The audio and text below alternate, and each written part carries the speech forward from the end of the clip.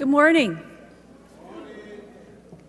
I'm going a little out of line today. Actually, Lorraine Matuzak is the first speaker this morning, but I wanted to take the time to introduce this first speaker who's going to introduce the second speaker, okay?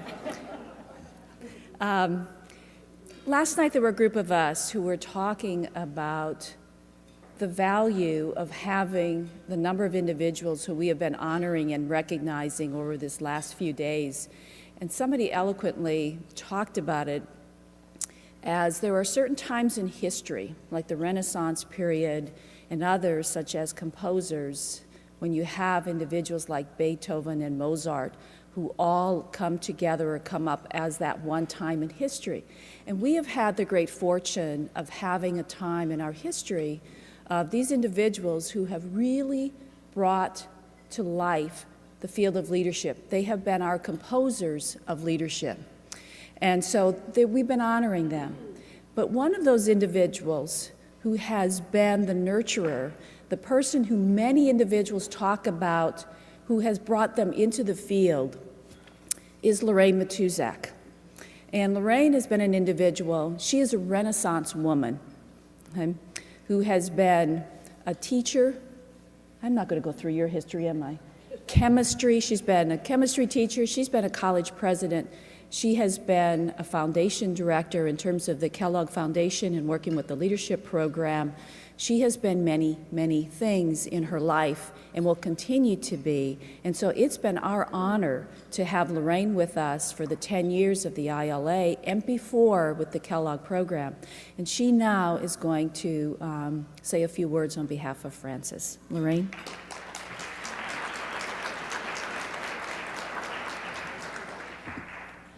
Oh yes, I've done many things and people have called me in many different words. But welcome this morning to all of you to this last breakfast for the Legacy Lifetime Leadership Award for Francis Hesselbein. It's my great honor and privilege to introduce a woman who was out there ahead of the pack, promoting women's leadership, inclusiveness, and diversity. She was there before any of us even thought about it.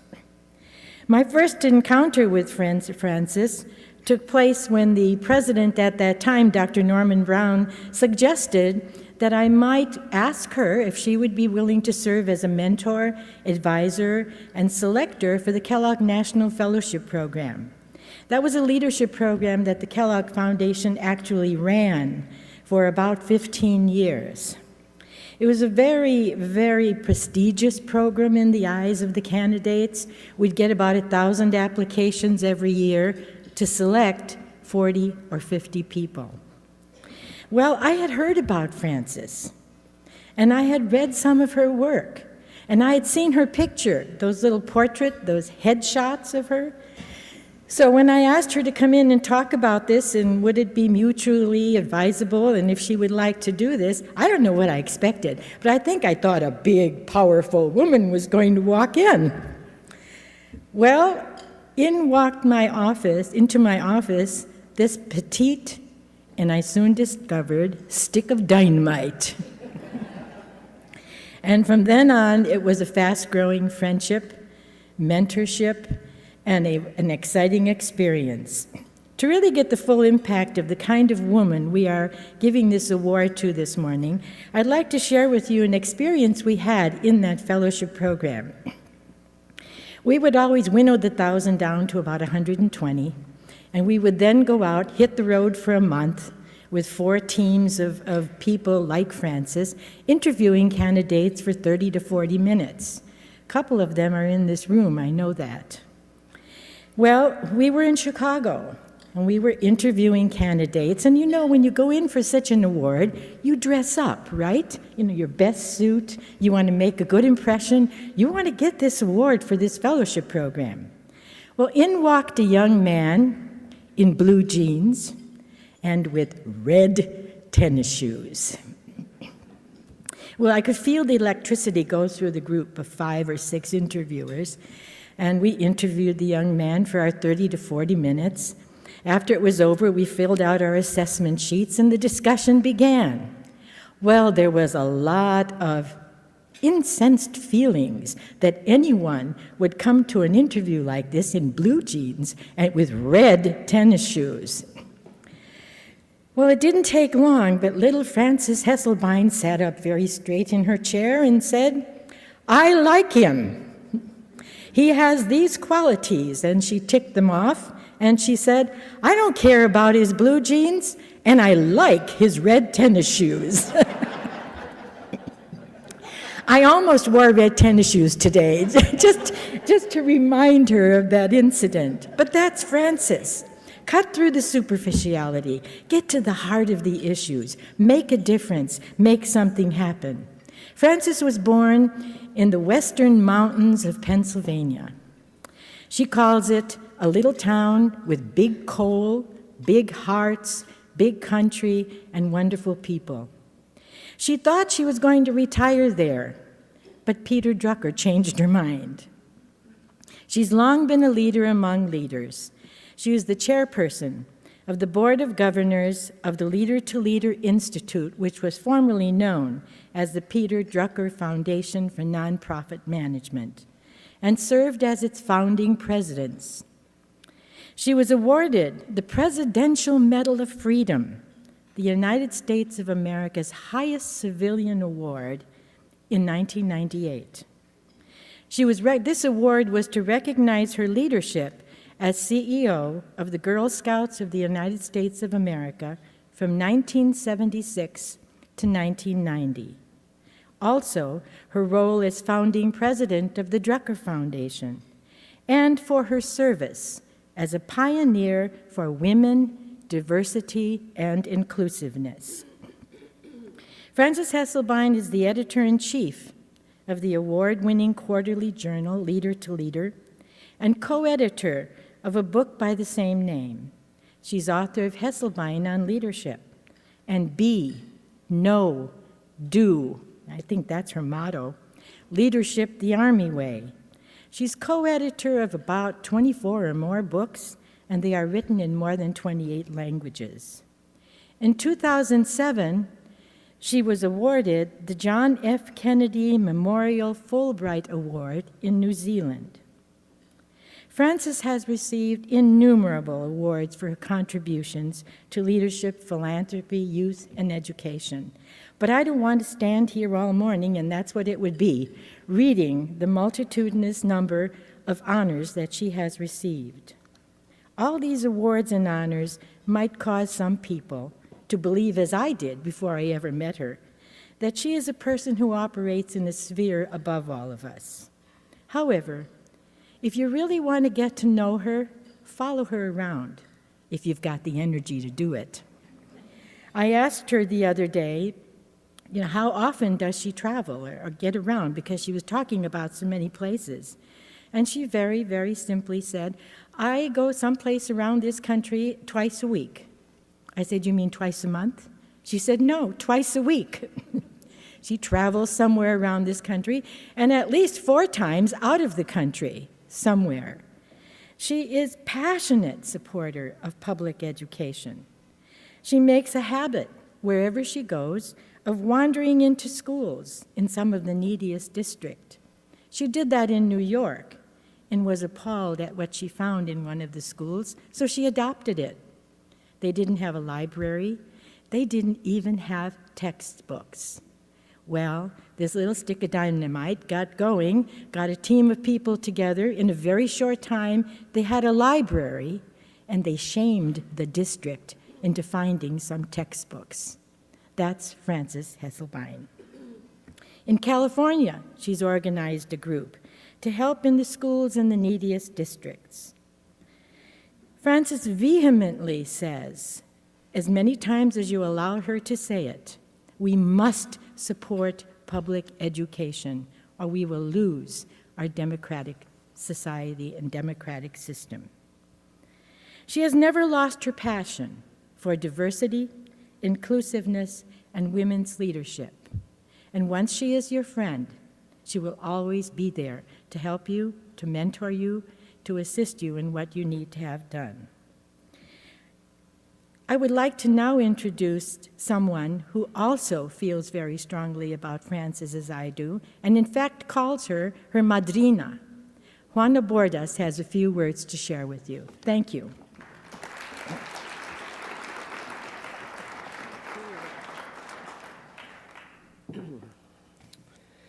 Well, I hope you all have noticed that this morning we have an all-women's cast. It's really a privilege to be here, not only with Frances, but with Lorraine Matusak, because I would not be here this morning if it wasn't for Lorraine and Frances. Lorraine, who many, many years ago, 21 years ago, when I was running the National Hispana Leadership Institute, and it was a fledgling organization, took me under her wing. And I didn't know it then because I didn't know Frances, but I was under her wing as well. So I want to talk to you about these two great women and honor Frances today, because I think a great leader is someone who touches people's lives and uplifts the common good, shows us models and ways to transform our organizations, and leaves society better because they have been here. And sometimes this is done in such a graceful and powerful way, with such deep wisdom and brilliance and dedication that you don't even know that you have been touched.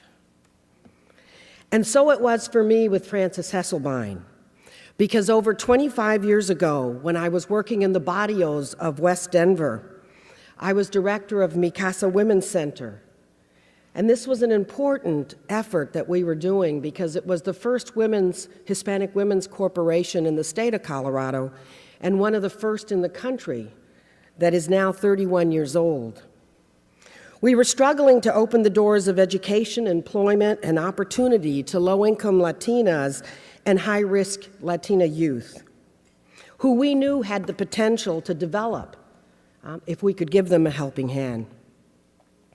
One day, we literally heard a knock on the door, and it was the Girl Scouts of Denver, who had come to ask us if they could form a partnership with us so that they could serve young Hispanic girls better. And of course, we entered into this great partnership with them because it was such a positive thing to be able to form this kind of alliance with such a great organization. Then a few decades later, when I was president of the National Hispana Leadership Institute, we got another knock on the door, and this time it was the National Board of the Girl Scouts, because at that point we were training Hispanic women for high-level national leadership. And they said, now we want to diversify our board. And so women like Linda Tafoya and Joyce Martinez stepped forward to serve on this great organization that serves the most women in the world, the largest organization that serves women on the board. And today, Patricia Diaz-Dennis is the president of that board. This all happened because of Frances Hesselbein, but she had not yet come into my life. So like many great leaders, they transform your lives when you don't even know them or don't even know it is happening. Because you see, for Frances Hesselbein, back decades ago, before we understood the importance of diversity, before we understood that that is one of the great challenges of our time, how do we live together in peace on this planet, recognize our differences, and celebrate that which we bring as individuals? She had stepped forward in order to be able to do that. From the top down to the bottom up. She diversified the Girl Scouts and tripled the amount of children of color that they served. Managing for diversity was one of 3 strategic objectives that she brought to the Girl Scouts in the 5,000 days that she served as their director. One of the ways Frances did this was she went to people in the Girl Scouts and she said, I want to transform this organization, and I want every young girl in America, when she looks at the Girl Scouts, to be able to see herself. She said, the question is, when they look at us, can they see themselves? And in my work in diversity, helping organizations to transform themselves, to become organizations that serve all people, that is the question. When they look at you, when they look at our organizations, can all people in our great country identify that this is an organization for them? This is where they belong. And so her slogan for American Indian girls was, "The rivers were named after us." You see, and when the Girl Scouts transformed all of their materials to reflect the beauty of all the young girls in America, then 1/3 of that organization began to serve these girls across the country. Now, I finally met Frances about 10 years ago when I was working with the Chevron Management Institute, and she has been a beacon in the nonprofit sector. She has led our sector and really brought leadership, innovation, and managing for diversity into that sector. So I want to today to share some of Frances' words of wisdom. And because I am a participatory type of leader, I'm going to ask you to repeat these with me so that you will really learn from the wisdom and the brilliance of Frances Hesselbein. Transform your organizations. Take on the largest women's organization in the world. What do? You manage for diversity. You manage for the mission. You manage for innovation. Or, Frances says, you will be part of the past. So what do? We manage for diversity. We manage for the mission. We manage for innovation. And that's one of her brilliance, to be able to take things and put them into that kind of framework that you can remember and take forward. Another story Frances likes to take, which is another lesson that we can take from her. Now, you have to know that Frances Hesselbein started off as a Girl Scout troop leader. And she was so good in Pennsylvania that when they were looking for a new CEO, they asked her to come forward to be interviewed. And so she says, well, I didn't think I'd get the job, so I just went there and told them exactly what I thought. And she got the job, of course, right? So Frances said that when she was a troop leader, she met another troop leader, and this woman, and when you hear Frances speak, you're going to see this deep commitment she has to this idea of diversity and innovation and managing for the mission. So they went through this training together, and this woman in the training reached out and said, you know, I didn't get anything out of that. And Frances says that this beautiful African-American woman who became her first African-American friend looked at her and said, you have to have a big basket to take something home. You have to have a big basket to take something home. And what Frances does is she weaves these big baskets so we can take things home with us, and encourages us to have these big baskets so we can manage for innovation, manage for change, manage for diversity, to be as large and as big as we can. So repeat after me, you have to have a big basket to take something home. Come on, you have to have a big basket to take something home. Then in the Chevron Management Program, these nonprofit directors were really confused about, well, how do you manage people? What do you do to really bring out the best in people's potential? And Frances said in her powerful but gentle way, she said, find out what a person does well and then let them do it. Are we ready? Find out what a person does well and then let them do it. No, because we get caught in not recognizing the potential in people and bringing that out. Another thing Frances did that is absolutely brilliant is that she actually redesigned all the curriculum and education and made training an absolute key part of the Girl Scouts. So she was looking around for somebody to do training for the Girl Scouts, and so she knocks on the door of Peter Drucker's. Why not? And Peter Drucker's becomes her partner in transforming the Girl Scouts and providing all this training, because Frances said, nothing is too good for those who serve the girls of America. Are we ready? Nothing is too good for the girls for the people who serve the girls of America. And so she completely transformed the organization, had training, she actually had a consultant on how many years, Frances? 8 years? She had a consultant for 8 years that any Girl Scout council could call and set up trainings and really begin to build the organization that she thought could manage for innovation. But I think her greatest gift to me is her quote that I take with me wherever I go and that you can see her live every day. Frances Hesselbein says to you, leadership is how to be, not how to do it. Are we ready? Leadership is how to be, not how to do it. And so I want to thank Frances for being who she is. You'll notice she has been with us all week, right? Talking to you, being with you, sharing with you, showing you what leadership is.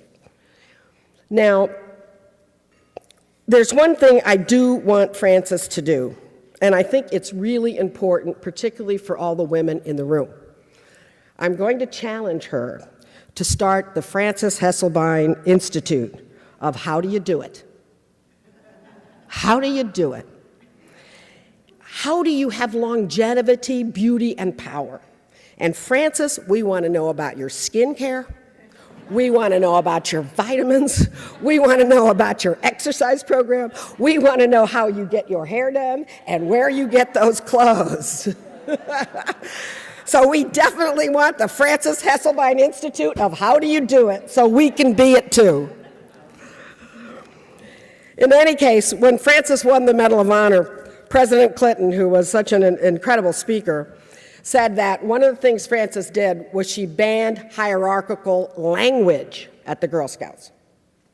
And so he said, well, because of that, Frances, we can't call you up to get your award, because we can't speak words like up and down. We can only call you forward. And I want to thank Frances again for showing us how to be leaders.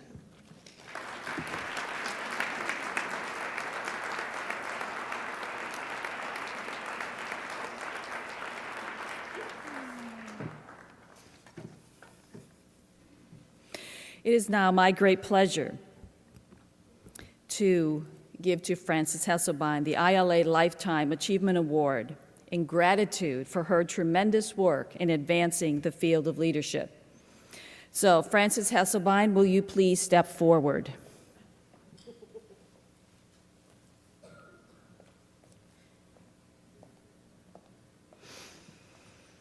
Much of your work will live on in your research and in the articles and in the chapters and in the books and in all of the speaking engagements you have done around the world. And for that, we present to you a plate in honor of all of the work that you have done.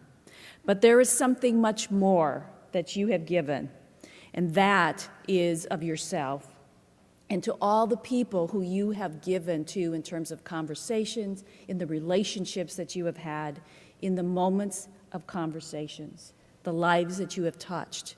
And so on behalf of that, we want to also present to you the testimonials that people have written about how important you are in their lives. And so on behalf of the ILA,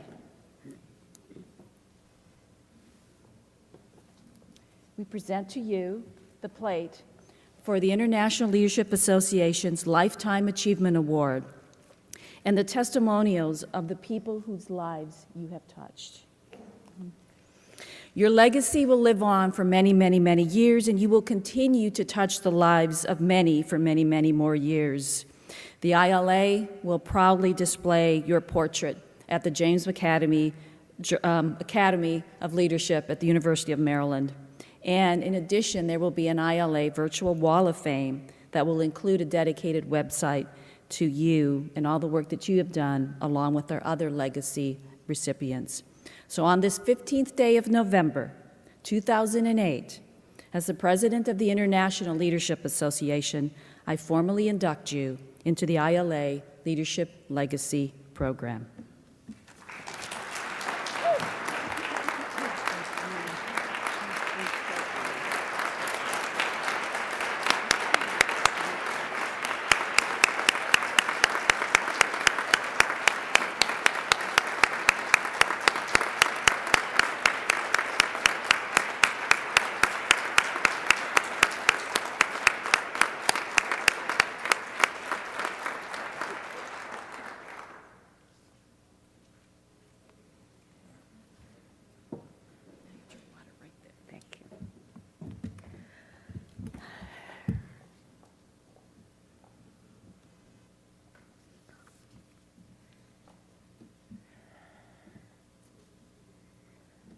I thank you from my heart.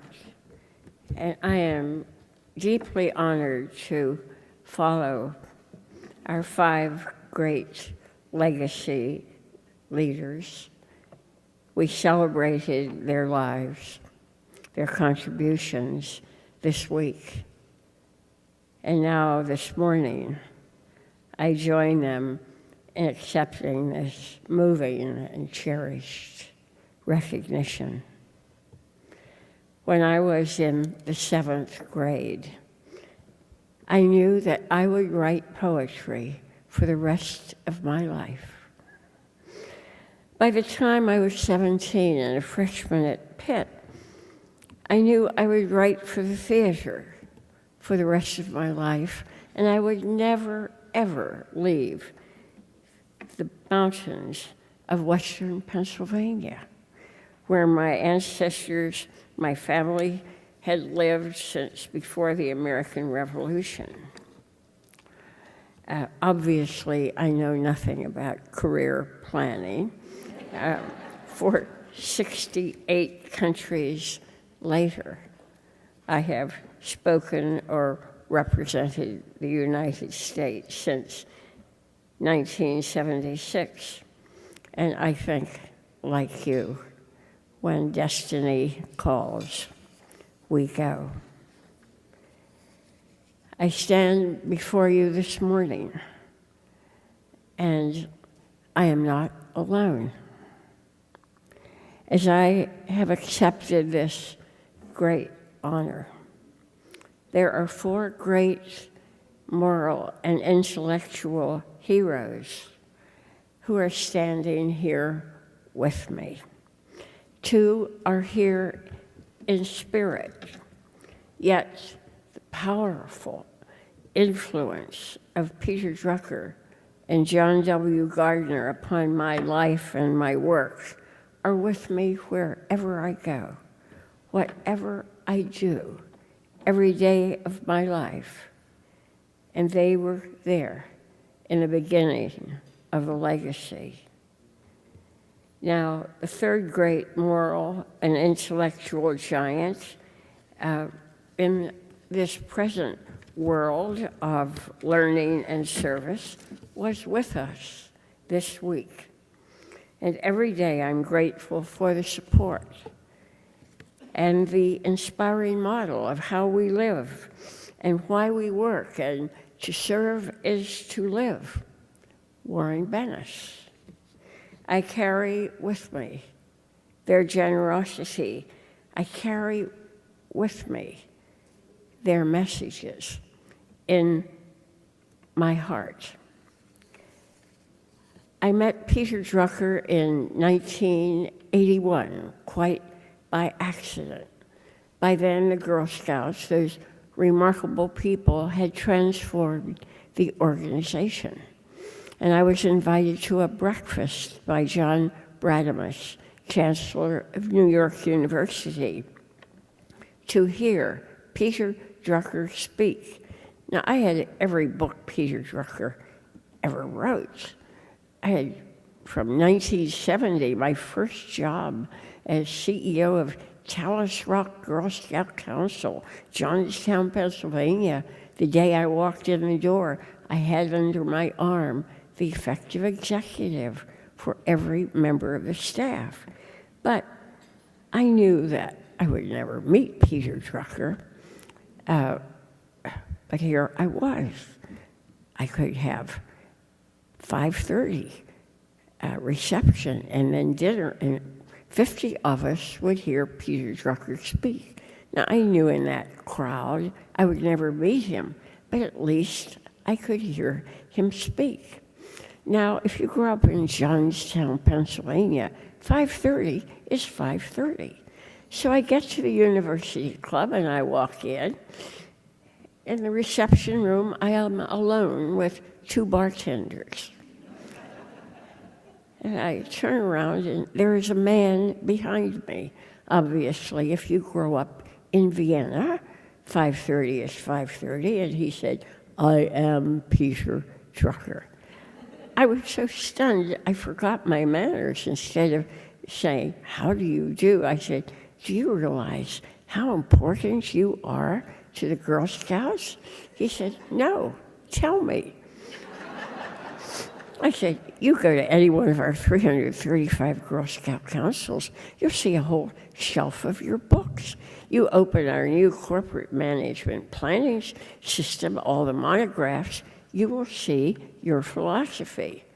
He said, "You are very daring. I would be afraid to do that. Tell me, does it work?" So I said, "It works so wonderfully that I have been trying to get up enough courage to call you, say, 'May I come to Claremont? May I have 1 hour of your time? And I would like to lay out before you all the things you say must be in place for the effective organization. We have them all in place. I would like to lay them out before you and then talk with you about how do we take the lead in this society and blast right into the future." He said, "Well, why should both of us travel? I will be in New York." He gave me the date. "I will give you a day of my time." Well, then John Bradamus and his entourage arrived and swept him away, and I looked at my watch. I said, "In 4.5 minutes, I have met Peter Drucker, and I have a day of his time."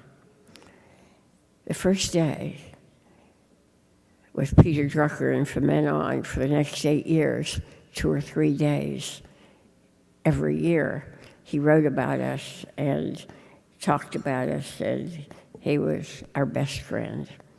And that morning, he walks in, and the board and about 100 staff members were all waiting, and I think they thought, because of his writing and what he had said about us, he was going to say, "You're doing very well, you're wonderful." No. After thanking us for permitting him to be there, he looked at us and said, "You do not see yourselves life-size.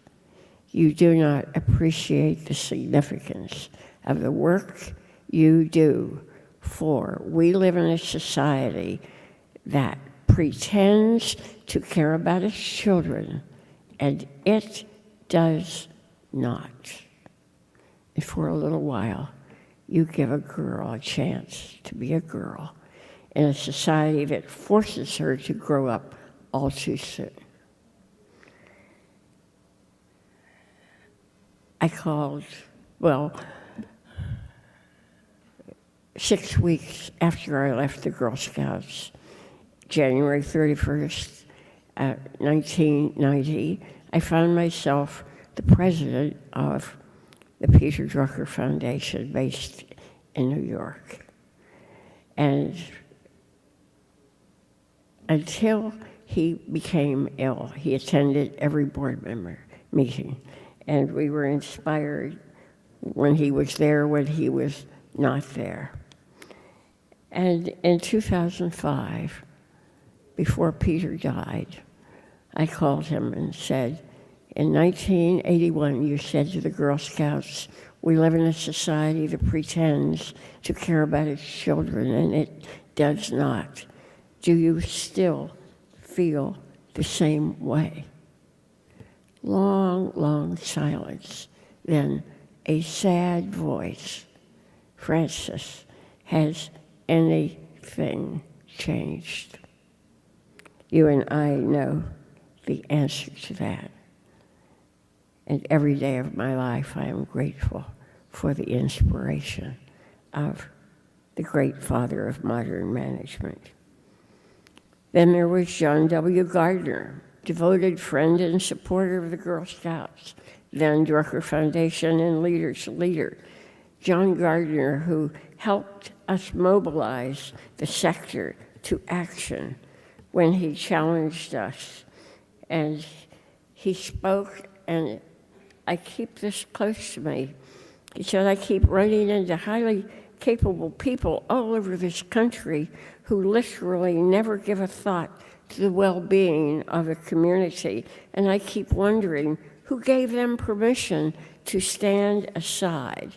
I want you to give them a bugle call right in the ear and tell them that this society could die of comfortable indifference to the problems that the citizens can solve.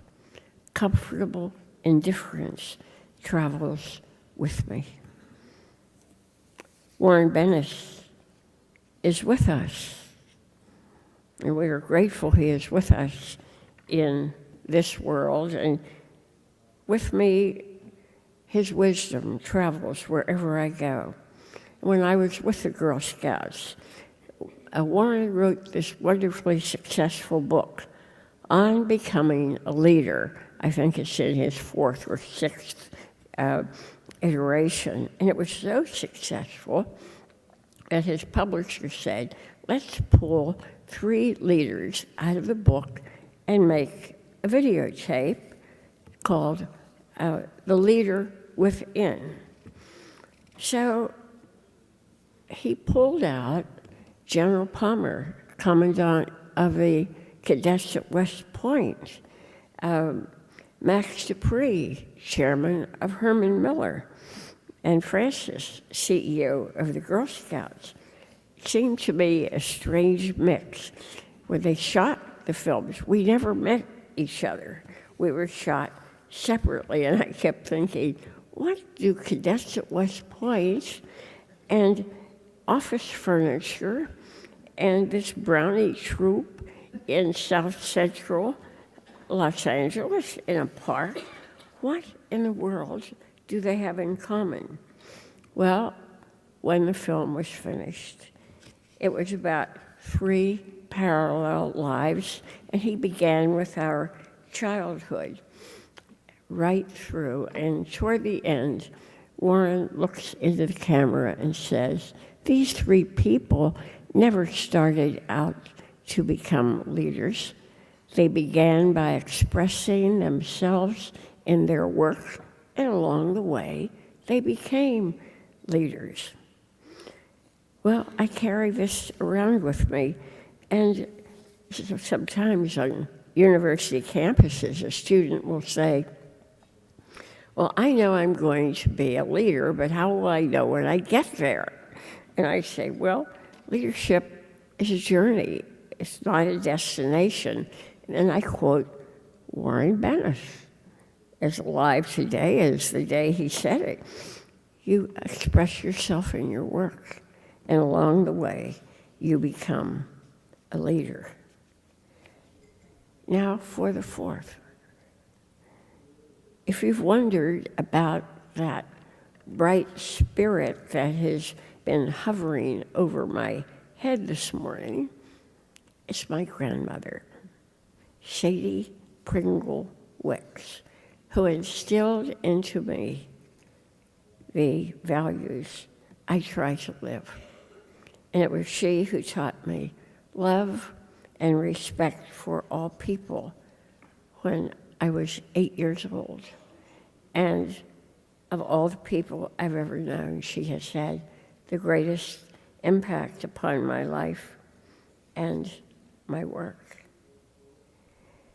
So may I accept this honor, one of the greatest honors I could ever receive in my lifetime. May I accept it and include in my acceptance the legacy of 4 lives that shine a light wherever I go, who taught me through their example to serve is to live. I thank you from my heart, and together may we keep the faith. Thank you.